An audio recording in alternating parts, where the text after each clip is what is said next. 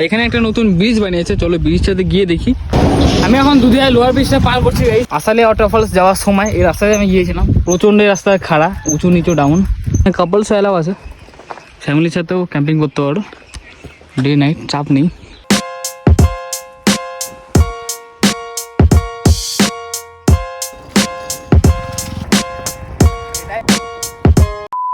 Good morning আইস gang, welcome back. তোমাদের সকলকে স্বাগত জানাই আবারও একটা নতুন ব্লগে। আজকে আমি যেতে চলেছি মুক্তিখোলা ওয়াটারফলসের সামনে।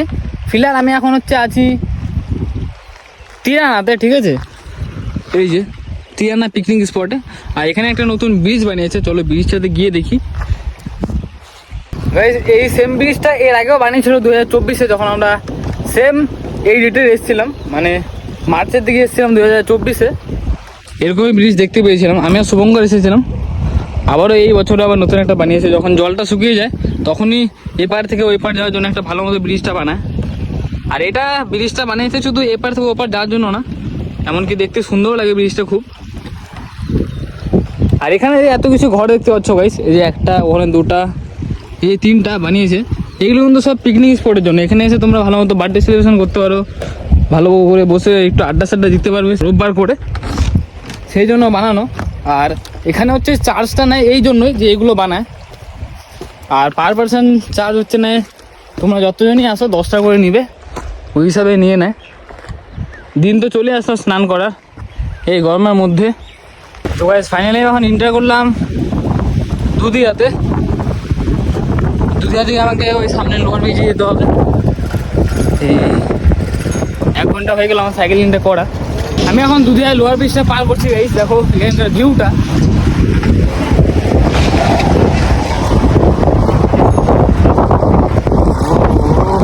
গাইস দুধিয়ায় লোয়ার ব্রিজ পার করার পরে তোমরা সোজা চলে আসবে এই টার্নিংটার মধ্যে। এটা হচ্ছে মেরিগেট টার্নিং, এটা হচ্ছে চলে গেলো মুক্তিখোলা টার্নিং। এই রাস্তাটা দিয়ে সোজা চলে যাবে, তাহলে মুক্তিখোলা রাস্তাটা ধরতে পারবে। আমি এখন চলে এসেছি ঠিক মুক্তিখোলা মিনি ওয়াটারফলসেস, মাত্র 300 মিটার পেছনে।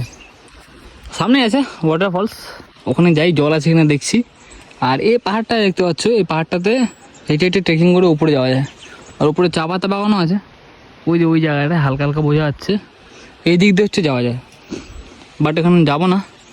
সামনে আগে একটা টাইটানিক ভিউ পয়েন্টও আছে, টাইটানিক জাহাজের সামনের কিছু অংশের মতো ওখানে বানানো আছে, যেহেতু ওটা টাইটানিকের মতো লাগে দেখতে। তো চলো যাওয়া যাক। আর সামনে একটা মুক্তিখোলা টেম্পলও আছে, যেহেতু আমি এর আগে এখানে এসেছিলাম। আসালে ওয়াটারফলস যাওয়ার সময় এই রাস্তায় আমি গিয়েছিলাম, প্রচণ্ড রাস্তায় খাড়া, উঁচু নিচু ডাউন।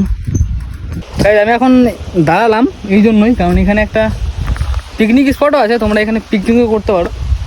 পিকনিক স্পট না হলেও কিন্তু পিকনিকের মতো জায়গা আছে, যেহেতু এখানে এই যে জায়গাগুলো দেখতে পাচ্ছ, এখানে বসে আড্ডা সাড্ডা মেরে পিকনিক করা যাবে। ওখানে বসার জন্য একটা ঘরও আছে।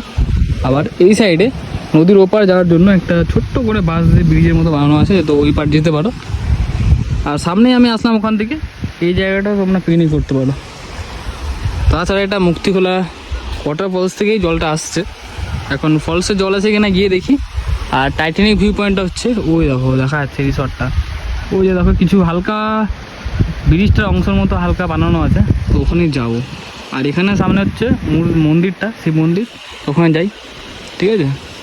এই যে একটা ব্রিজের উপরে আমি এখন দাঁড়িয়ে আছি গাইস, মুক্তিখোলার ওয়াটারফলসে যে জলটা আসছে। ওয়াটারফলসের জল এখানকার লোক বললো নেই, এই যে এখানকার মন্দির সাধু বাবাটা, তো আমি কথা বললাম এখনই পণ্ডিতটার সাথে।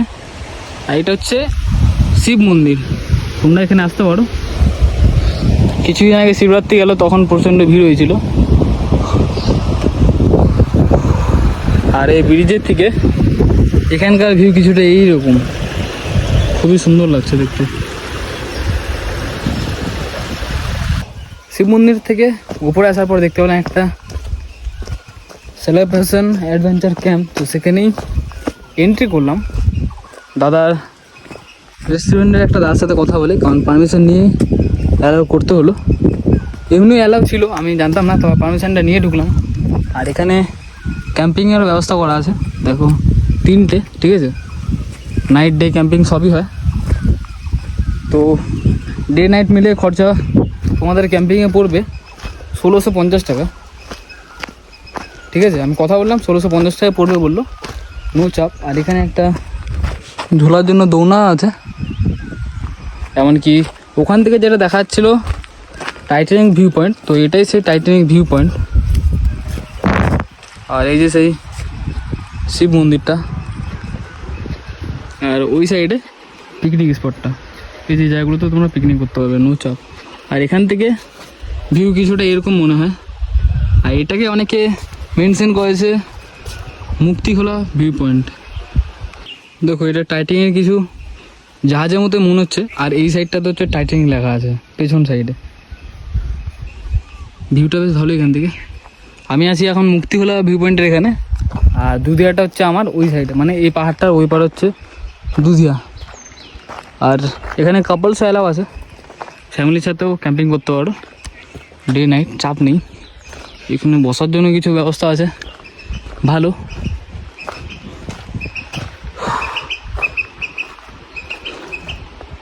বেশ জায়গাটা কিরম লাগলো আর রেস্টুরেন্টটা কেমন লাগলো বলবা।